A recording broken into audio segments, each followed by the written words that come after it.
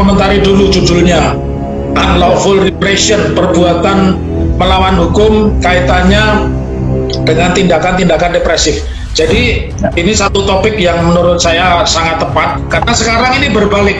Persoalannya itu bukan bagaimana membunuh atau mengurangi penyebaran virus Wuhan yang kemudian diperhalus menjadi COVID-19. Kalau saya sepakat mestinya virus Wuhan, ya. Nah, asalnya pandemi itu jadi Cina, kemudian sekarang berubah menjadi plandemi, artinya penyakit yang direkayasa. Nah, kembali pada judul awal tentang unlawful repression, bagaimana pendapat saya kaitannya dengan tindakan yang dipertontonkan di beberapa kepolisian, ya. Ada polisi, ada petugas Satpol PP, ada petugas dari Linmas yang mengambil barang-barang. Bahkan saya lihat ada satu video ngambil sate beneran sate, bukan alat pemanggang sate, tapi satenya. Nah, pertanyaannya, apakah tindakan ini dibenarkan? Kita harus fokus dulu. PPKM, pembatasan kegiatan masyarakat, ya, yang itu sebenarnya kalau kita udah diskusi lama ini, salah satunya kan topik kita pada saat itu adalah bahwa kita ini tidak pernah lockdown. Jadi PPKM ini hanya satu upaya bagaimana caranya menghindari kewajiban-kewajiban finansial yang terbit sehubungan dengan batasan kegiatan masyarakat yang kemudian ditambahkan pakai kalimat darurat. Kalau kita mau menggunakan Undang-Undang Nomor 6 2018 dengan pendekatannya pasal 7, ya, tentang kebutuhan hajat hidup kurang banyak, dan pasal 51 sebenarnya selesai. Ya, bahkan yang terbaru kaget saya dapat forward berita Erik itu minta masyarakat menyumbang kepada negara dalam rangka pembatasan COVID. Ini kan jadi pernyataan yang tidak balance. Di satu sisi Menteri Keuangan kita Mbak Sri Mulyani bilang kita menganggarkan sekitar 446 triliun. Tapi di satu sisi rakyat diminta menyumbang, dan di sisi lain penegak hukum menggunakan prokes ini untuk melakukan perampasan. Tadi unlawful repression itu tidak benar, itu masuk kategori perampasan. Karena perlu diingat, prokes ini muatannya adalah administrasi, nggak ada sanksi pidananya. Kenapa? Coba orang disuruh tidak jualan, yang salah ini kan waktunya. Kenapa yang diambil itu barangnya? Memang barang ini berhubungan dengan kejahatan. Polisi atau negara itu boleh dikecualikan oleh undang-undang berdasarkan pasal 50, dia terbebas dari hukum atau dia punya impunitas karena dia sebagai petugas negara untuk mengambil barang-barang. Tetapi itu harus karena hukum, tidak bisa karena unlawful.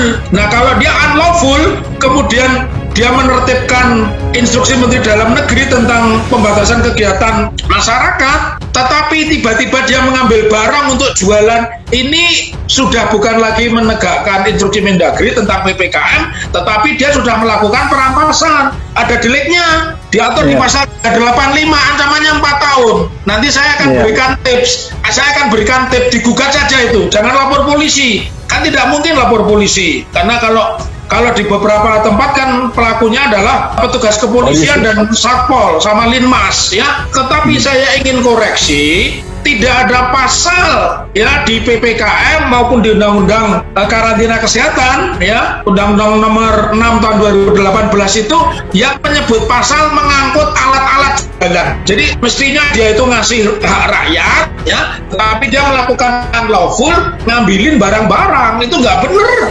Dan saya menginisiasi kepada masyarakat bisa melakukan perlawanan. Sekarang perlawanannya jangan kekerasan, karena negara ini menjual kekerasan. Itu tontonan kekerasan. Kalau Anda menjual kekerasan akan dibeli oleh negara. Bayangkan ada jualan bakso, jualan cilok, disemprot pakai alat pemadam kebakaran, itu memang nggak mikir itu duitnya dari mana. Bahkan yang terbaru ada hakim menjatuhkan hukuman 5 juta untuk penjual bakso. Saya cuma bilang begini, astagfirullahaladzim, apa hakim itu tidak baca, ya, maaf ya. Di dalam dokumen hakim putusan itu selalu ditulis di sudut kiri ini selalu ditulis demi keadilan berdasarkan ketuhanan yang Maha Esa. Pertanyaannya, di mana orang jualan bakso di saat larangan orang untuk berdagang dari jam sekian sampai jam sekian, kemudian dia dirampas, tidak boleh jualan, dan sekarang dijatuhi 5 juta. Itu pakai logika mana? Pakailah hati nuraninya, logika nggak nyambung, hati nurani deh gitu.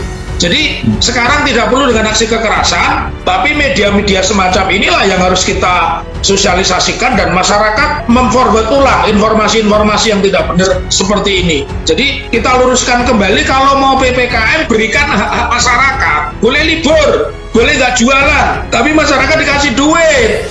Begitu. Jadi begini, disebut hukum itu ukurannya dua. Satu, membuat masyarakat lebih tertib. Yang kedua, menguntungkan masyarakat. Jadi hukum modern itu adalah membuat tertib dan menguntungkan masyarakat. Nah, pertanyaannya bahwa apa yang dilakukan oleh, saya lebih melihat sekarang bukan pemerintah itu, tapi penguasa. Bayangkan mereka menggunakan blambir menakut-nakuti, bahkan di beberapa tempat itu diangkut ada kata-kata kita berburu. Memang mereka binatang, memang orang-orang itu binatang. Nah, sadis bahasa itu. Kita boleh nggak punya uang, tapi jangan menipu, jangan tambah kelaparan ini ditambah ketakutan. Rakyat ini udah lapar. Ketika rakyat lapar, yang dipunya rakyat ini cuma satu, keberanian. Nah, kembali tadi, ketika kita menjalankan sebuah peraturan itu tadi kan saya sebut ada dua unsur. Satu, membuat tertib, yang kedua memberikan keuntungan, harus memberikan keuntungan. Nah, di dalam peraturan itu salah satunya, selain mereka melakukan penertiban, mereka juga harus memberikan apa yang menjadi hak masyarakat. Nah, pertanyaannya yang unik, mereka menggunakan istilah PPKM, tidak mau menggunakan istilah lockdown. Apapun istilahnya, whatever you say, gitu kan, apapun yang kamu bilang. Tetapi kamu harus memuat kewajiban, karena tidak boleh kamu tidak menggunakan undang-undang karantina kesehatan, karena salah satunya itu di pasal 7, pasal 8, dan pasal 50 itu pemenuhan kebutuhan antara lain terdiri dari pakaian, makanan, ya, sabun mandi, sabun cuci, bahkan makanan ternak itu disediakan itu di pasal itu. Nah, mereka tidak memakai konstitusi itu atau undang-undang itu, tetapi ancaman pidananya menggunakan undang-undang itu. Ini namanya Joko Sembung bawa golok, nggak nyambung kok gitu. Jadi ini aduh, hukum kita makin mundur ya, hukum kita makin mundur. Maka saya bilang tindakan penguasa yang melakukan upaya tadi itu masuk kategori perbuatan melawan hukum. Satu, perampasan. Yang kedua, dia tidak memberikan haknya, itu korupsi. Karena anggaran untuk COVID ini sudah disediakan sejak dulu. Nah, ketika bicara penutupan, saya tidak melihat ini faktor partainya apa. Anies Baswedan setahun yang lalu sudah bilang, dia meminta Jakarta itu di lockdown. Karena memang perintah undang-undang, ini biar diketahui, karena radio Bravos ini dimonitor banyak orang, lockdown itu yang berwenang mengatakan adalah Presiden, bukan Menteri Dalam Negeri. Jadi nggak ada di Undang-Undang Karantina Kesehatan itu menyebut Mendagri boleh menyatakan lockdown atau PPKM atau PSBB atau apapun, itu Presiden. Jadi itu sudah tidak punya payung hukum. Tetapi karena mereka ini penguasa bukan pemerintah, maka yang mereka gunakan pasal-pasal adalah represifnya tadi, ditutup dan sebagainya. Jadi itu sesuatu yang tidak bisa dibenarkan, dan nanti masyarakat bisa melakukan upaya hukum. Upaya hukumnya apa? Ada peraturan Mahkamah Agung nomor 2 2015, apa itu? Tentang small claim court. Masyarakat bisa mengajukan gugatan sederhana ya kepada pengadilan yang merasa warungnya dirugikan itu. Gugatan ini di bawah 500 juta kerugian. Sidangnya hanya 25 hari, hakimnya tunggal, diajukan di mana kejadian itu terjadi.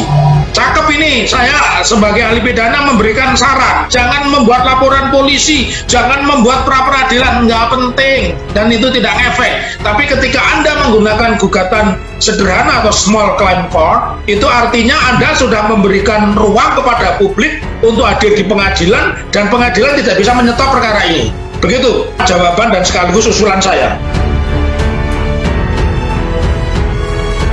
Dan di tiap-tiap pengadilan itu ada namanya pos bagum, pos bantuan hukum, murni nir rupiah atau 0 rupiah, sama sekali tidak pakai biaya. Makanya disebut pro deo dan pro bono. Nah, saya berharap di wilayah-wilayah ini masyarakat mendaftarkan, berkonsultasi, karena ini simpel. Jadi ketika kita mendaftarkan perkara ini sudah dilengkapi bukti-buktinya apa? Saya punya panci, diambil, pakai video aja. Kemudian buktinya saya kulaan, beli di pasar, misalkan bahan bakso atau bahan mie ayam atau beli ayam misalnya, itu kan semua bisa dihitung ya. Itu nanti dibawa ke pengadilan sebagai alat bukti. Persidangannya hanya 25 hari, hakimnya tunggal ya. Saya menyarankan itu karena ya saya sendiri sebagai ahli pidana tidak menyarankan dengan cara-cara kekerasan. Ajukan gugatan ya. Gugatannya ya jelas dong kepada wali kota dan Satgas PPKM, ya, ajukan ke pengadilan negeri.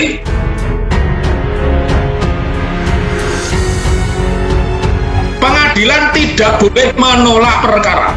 Jadi pengadilan tidak boleh menolak perkara. Makanya saya kan tadi a priori kalau lapornya ke polisi kan begitu kan, prosesnya lama, ada penyelidikan, nanti ada gelar perkara, setelah gelar perkara penyidikan, gelar perkara lagi, jadi prosesnya lama. Maka yang paling tepat saat ini adalah mengajukan gugatan sederhana sepanjang itu kerugiannya di bawah 500 juta diajukan di pengadilan negeri di mana peristiwa itu terjadi. Dan ini menjadi peristiwa menarik